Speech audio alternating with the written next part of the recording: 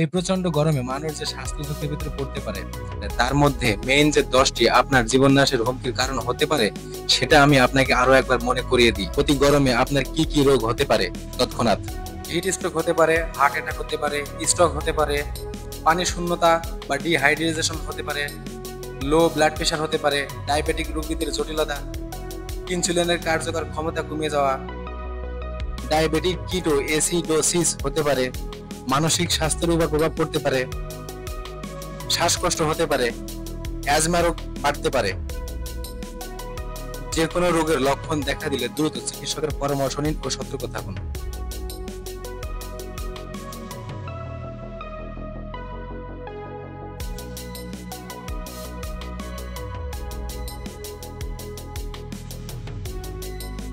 তথ্যটি ভালো লাগলে চ্যানেলটি সাবস্ক্রাইব করুন এবং আমাদের সাথেই থাকুন।